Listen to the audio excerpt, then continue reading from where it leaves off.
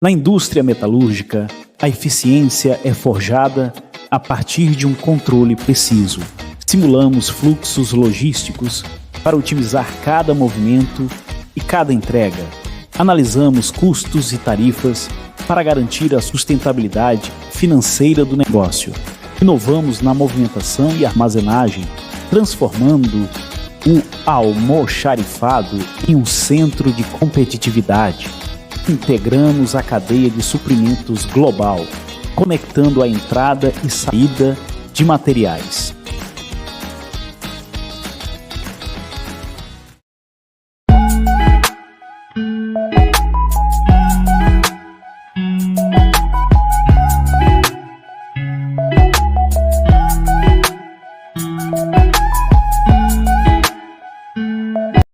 Hoje damos início à apresentação do nosso projeto de Gestão Logística e Operacional, com tema Controle e Sistema de Movimentação de Materiais no almoxarifado de uma indústria metalúrgica.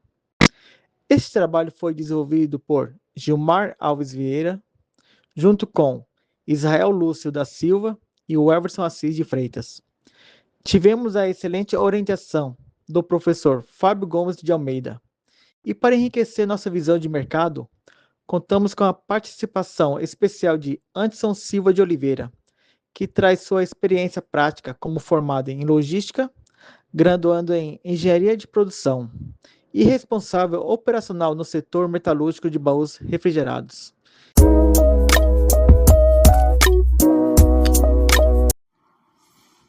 Sobre simulação em logística. Considerando os impactos da guerra, como a simulação em logística poderia ser usada para prever e mitigar interrupções na produção de baús refrigerados, especialmente em relação à falta de componentes e variações de preço de matéria-prima?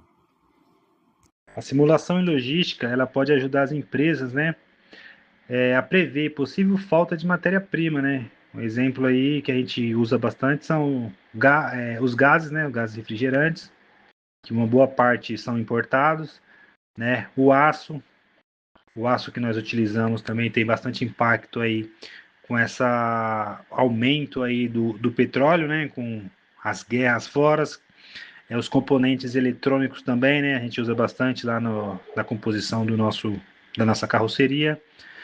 Então, com isso é possível que há planos alternativos de fornecimento, Uma das estratégias pode ser aumentar o estoque, para evitar paralisação na produção, Além disso, a gente consegue simular, o aumento de preços também que ocorre, devido ao aumento do petróleo, o aumento da logística, o aumento de armazenamento. Então, assim, tudo que acontece fora do nosso país lá, principalmente no fator da guerra, aumenta os valores aqui para nós, Então, assim, fazer a simulação é uma ótima ideia para você começar a simular como que você consegue contornar situações, Uma delas é o aumento do preço, então você tem uma estratégia ali, se o seu caixa permitir, de aumentar o seu estoque.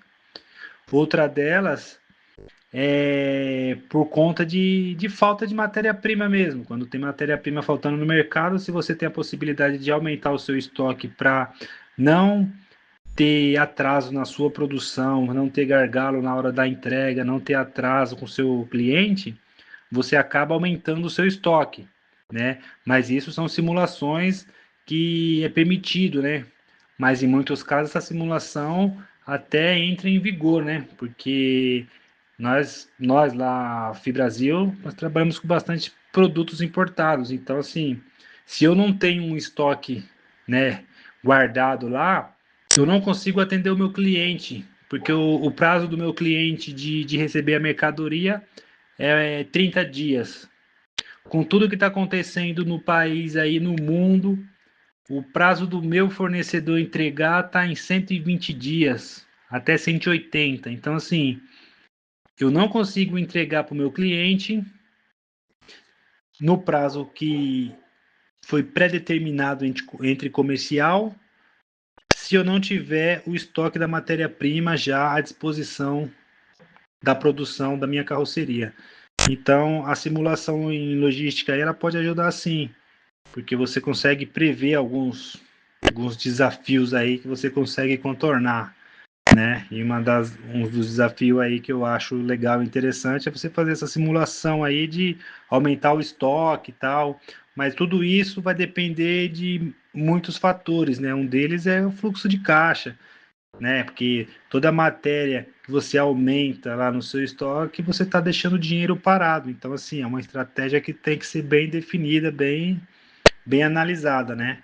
Porque não é só aumentar o estoque, tem N fatores atrás disso que influencia muito, né?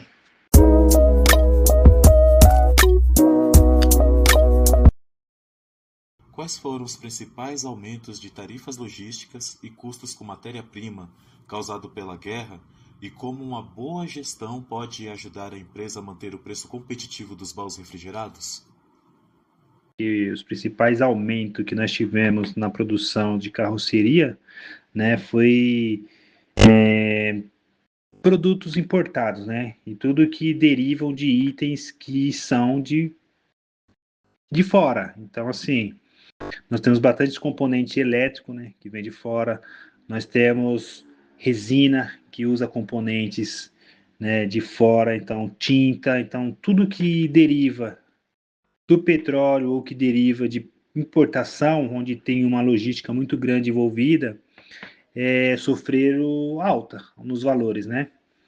Então, uma boa gestão de custo aí permite identificar os gastos desnecessários, né? Para a gente melhorar o aproveitamento dos materiais e manter os preços mais competitivos, né? Sem comprometer a qualidade das carrocerias, né? Então, uma das estratégias que tivemos foi um aumento, né, no estoque, né? Porque com a oscilação do dólar e guerra, então assim, quando nós tivemos a oportunidade de comprar uma matéria-prima com um preço competitivo do mercado, nós compramos, né? Aumentamos nossos estoques e estamos agora aguardando, né?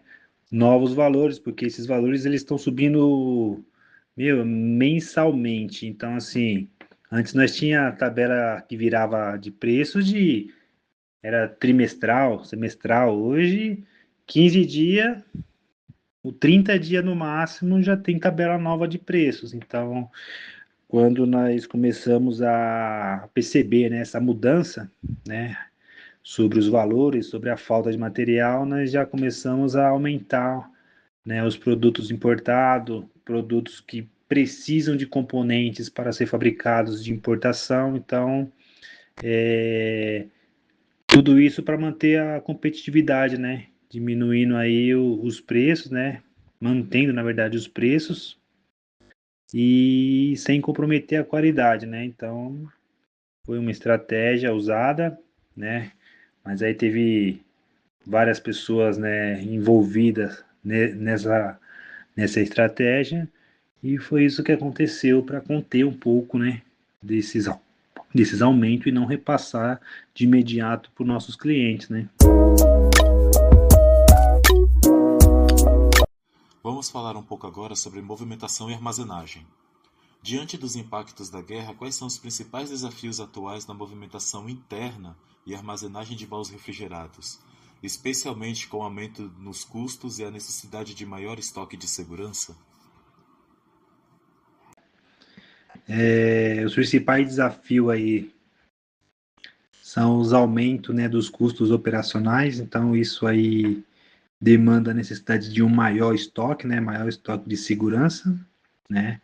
Então isso aí exige uma maior organização no armazenamento, né, e um melhor controle, né, das movimentações internas dos produtos, né, fazendo sempre o FIFO, né, o primeiro que entra, primeiro que sai.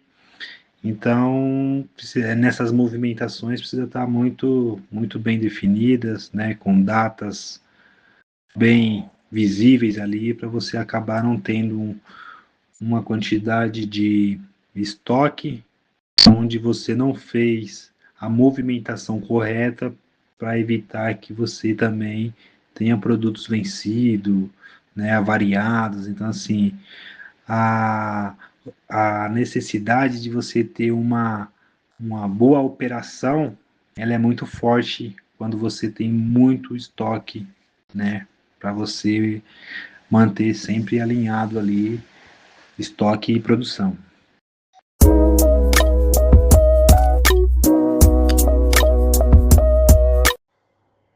De que forma uma gestão eficiente da cadeia de suprimentos pode reduzir o impacto de crises globais, como guerra, nos prazos de entrega e disponibilidade de baús refrigerados para os clientes?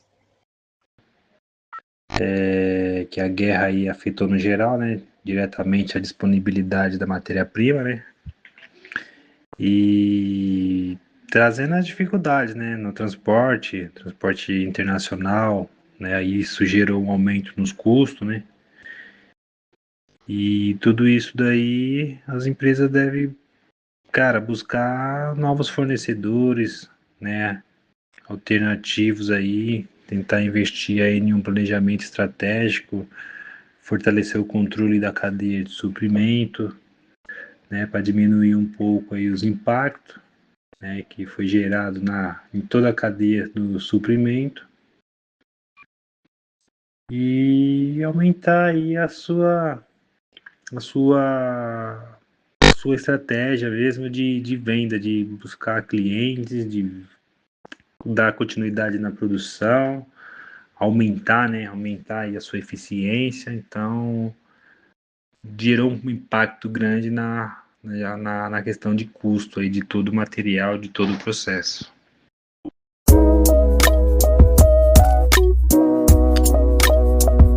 Na sua visão, como uma cadeia de suprimentos mais robusta, mesmo após os impactos da guerra, pode gerar impacto positivo tanto para a empresa quanto para a sociedade, garantindo o fornecimento contínuo de equipamentos refrigerados essenciais para o setor?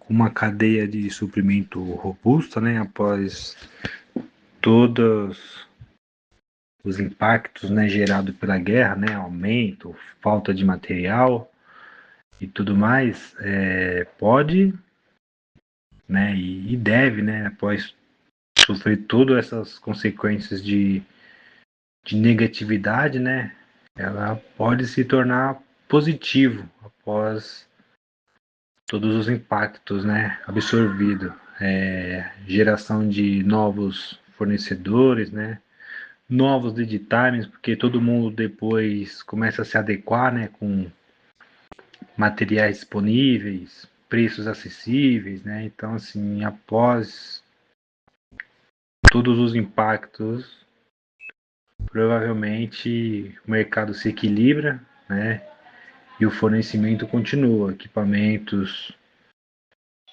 carrocerias, tudo seguindo normalmente e atendendo os fornecedores, né, buscando sempre o mercado, preços competitivos, né, custos reduzidos.